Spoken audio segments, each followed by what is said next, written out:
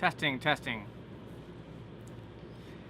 Hey, I just saw Cult of Chucky, and these are my initial thoughts. I'm not going to do 31 Days of Slashers this year. It's just too hard with working two jobs, and I've got a wife and a kid. My wife works now, and to do 31 videos every day, it's a very big time commitment. Everybody who's involved in some kind of video production knows the kind of time commitment I'm talking about, let alone doing a video every day in October, on top of all of the YouTube restrictions, the way that I usually like to do these videos.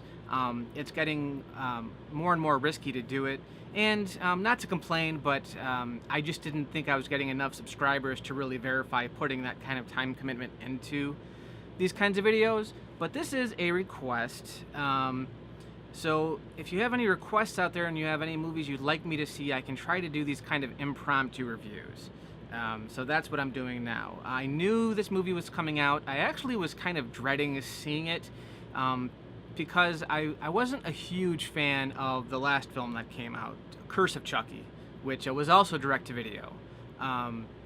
And one of my problems is just the fact that a lot of these movies are being direct-to-video.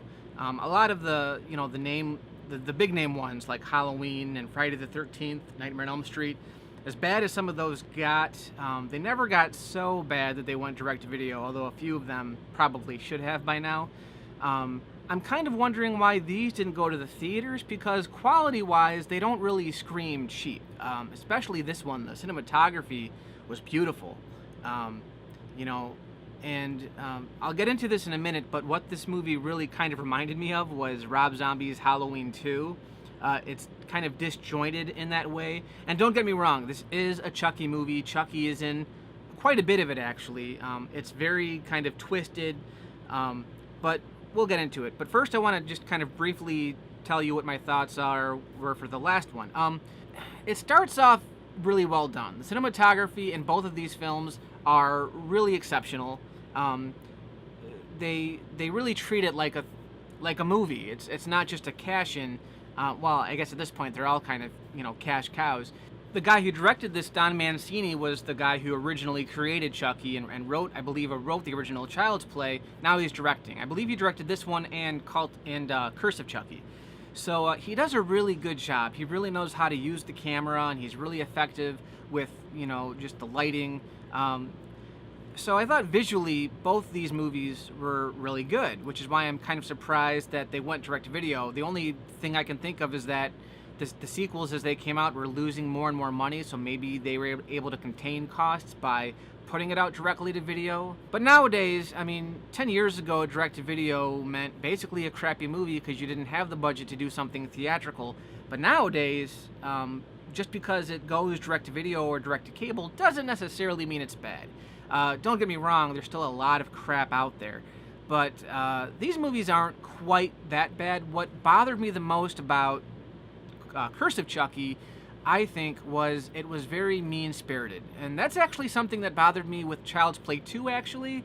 There's a scene in Child's Play 2 where Chucky kills a school teacher, and I thought that was going a bit too far. Kids and the elderly, I just have something against. And in that movie, and in this movie as well, because this one pretty much follows the it continues the story, which is kind of rare for horror movies to do. Typically horror movies, every sequel is a different cast of characters, but they both follow a girl, Nika, who's handicapped and restrained to a wheelchair. And the fact that Chucky is spending the whole movie trying to murder this girl in a wheelchair just felt very mean-spirited. And of course you find out the backstory of how Nika was born that way. By the way, this review is going to contain some minor spoilers at the very least, so if you want to watch this or the last Curse of Chucky with fresh eyes, don't watch this review till afterwards. I'm going to try not to spoil the ending of this movie, but it's kind of hard to talk about without ruining some of the twists. So there will be some spoilers, but if you've seen the movie, these are just my initial thoughts. So that was my main problem, and then it was nice to see Brad Dourif in person. You rarely see that in a Chucky movie because he usually just does the voice. but the backstory was kind of weird. That's all I'll say. It was just kind of twisted.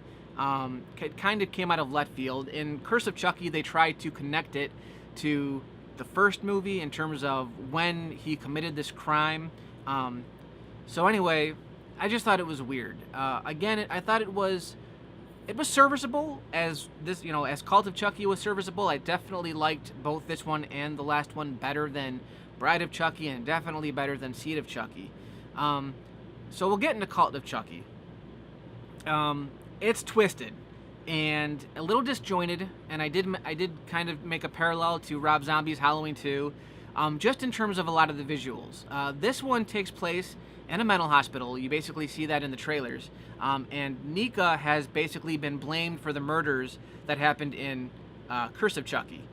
And everybody still blames her for the murders, and she's, they give her, at the very beginning of the film, they show her getting electric brain shock therapy. It's really kind of grueling to watch, but they've got her to kind of admit that it was her. She doesn't believe it was her. She's just saying that it was all in her head so that they'll finally let her go, or at least get her to a medium security penitentiary. Right now she's at maximum security. So they do.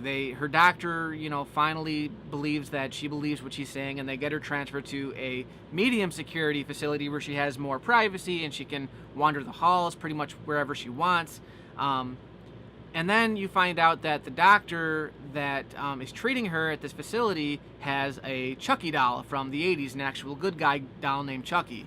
Now here's where some of the spoilers come in. This movie has multiple Chuckies, and they don't really do a good job of explaining what's going on, even when the big reveal comes.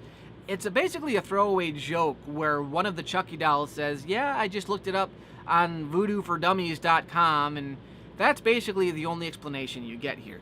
Basically, if you've seen the other Chucky movies, you know that Chucky as a doll is always trying to possess a human so that he can be human again, and usually what happens is just as he's about to do the spell, someone comes in and distracts him and ruins it so he can't do it. So in this one, he succeeds in transferring his soul to other bodies, but his original soul is still contained in the first Chucky doll. It's kind of weird. Like, that's how there's multiple dolls. He keeps transferring his soul to all of these different entities, because a couple of the patients in this hospital also become Chucky as well. So they all basically have the soul of Charles Lee Ray, and that's the Cult of Chucky, which I know is kind of weird, because I think what they were hinting at in the trailers, at least, was that there was, like, the patients would be this cult of Chucky fanatics, and that's not really what's going on. They're all the soul of Charles Lee Ray, which they never explained. Like, that's not really what the originals were about. He was trying to transfer his body out of the doll so he could be real again and not be a doll. So that's the gist, and it's really twisted.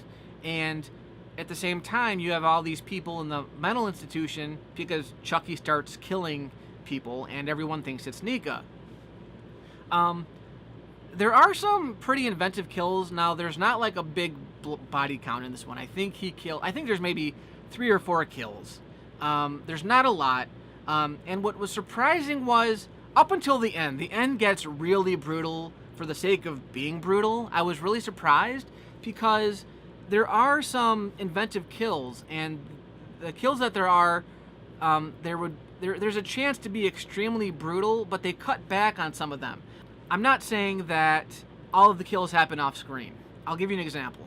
There's a kill where they take one of the mental patients, and she's freaking out because she finally believes that Chucky is real, because Chucky bit her. And when the orderlies come, they think that it's the girl that bit herself, not Chucky. They think it's ridiculous. So of course they strap her down, and the room that she's in, there's a skylight. There's a skylight in the ceiling where you can see like the sky, and it's snowing out. So again, visually, it's really well done. It takes place in the wintertime, by the way, which I think I've always wanted to see a scary movie done in the wintertime. And aside from like 30 Days of Night and John Carpenter's The Thing, you don't see that a whole lot. because blood against snow would be, it's really awesome. So anyway, it's snowing and it's really cool. And Chucky comes in with the doll comes in with this bottle. It's like a can of condensed oxygen, I guess, or hydrogen. And he makes a crack. Chucky in this, by the way, is really funny. But he makes a crack about it, and then he sets it off, and it goes rocketing through the sky roof, and all the glass comes down, and it happens in really slow motion. And the girl, the victim, is looking up at this while it's happening, terrified because all this glass is coming down, and they could have made this a really violent kill, and there is definitely a payoff. Again, it doesn't happen off screen, but it's not as violent as it could have been. But it was still a really cool kill. Now, there are a lot of jump scares. The jump scares were, I thought, kind of cheap because they're not really clever. They throw a lot of loud noises at you, so that got to be a little distracting. There's like 3 or 4 of those in there. Now, I don't mind jump scares too much because, they're horror movies. A movie like this, I mean, it's kind of to be expected.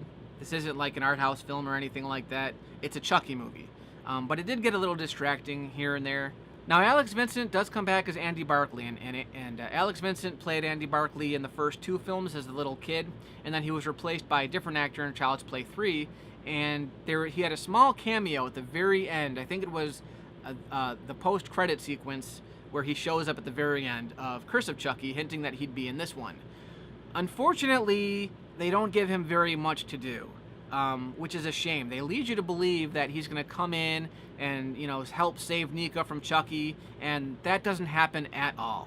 What it feels like happened was, they had such a good fan reaction from having Alex Vincent make as a cameo in the last one that they really wanted him to be involved in Cult of Chucky, but then they wrote the story and they really couldn't find a way to put him in there.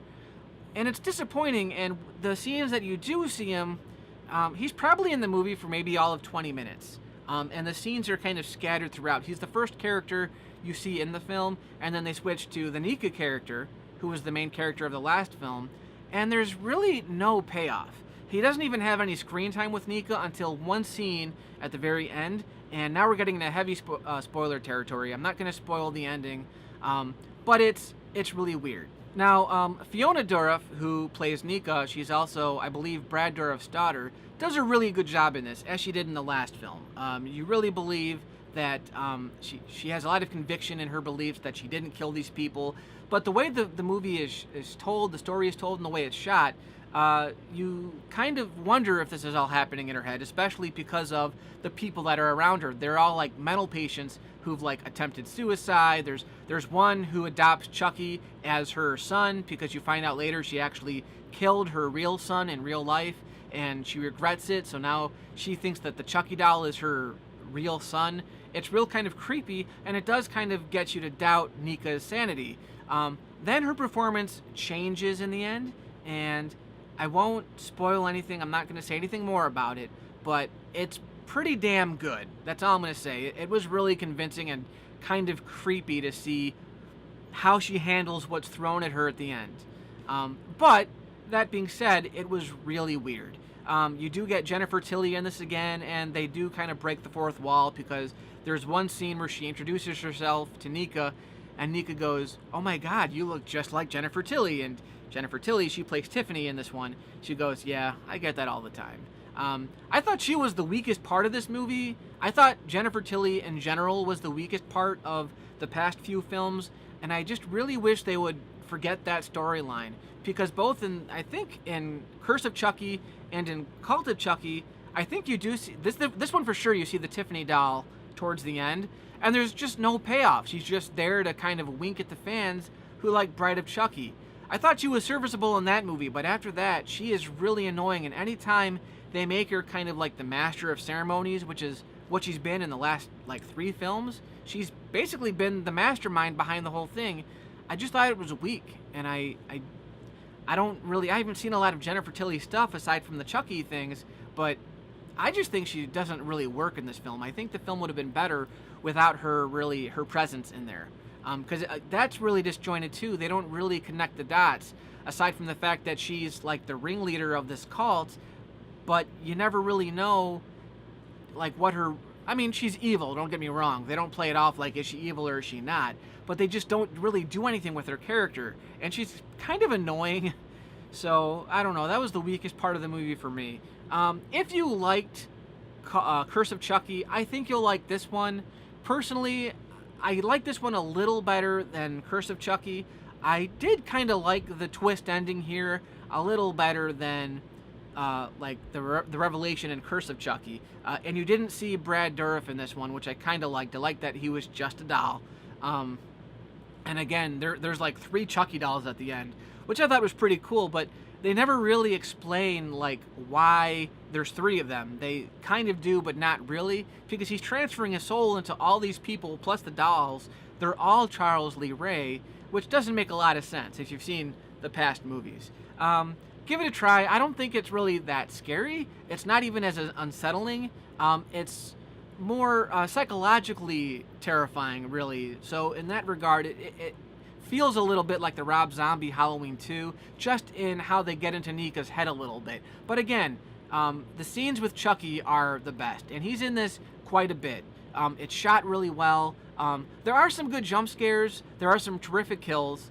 So I don't know. I don't like to give movies a rating, but I would say, again, if you want your Chucky fix, it's pretty good. And again, I am kind of surprised that these movies are going straight to video, because that kind of screams like bad. But no, this one's definitely better than most of the other sequels.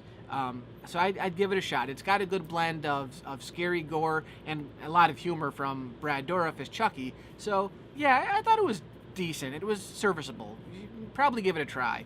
Thanks for watching, and if you have any more requests, shout them out to me. I'll try to make some more impromptu videos just like this one coming October.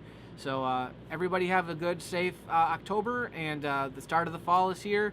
And you know, if I don't do this again, then everyone have a safe and happy Halloween.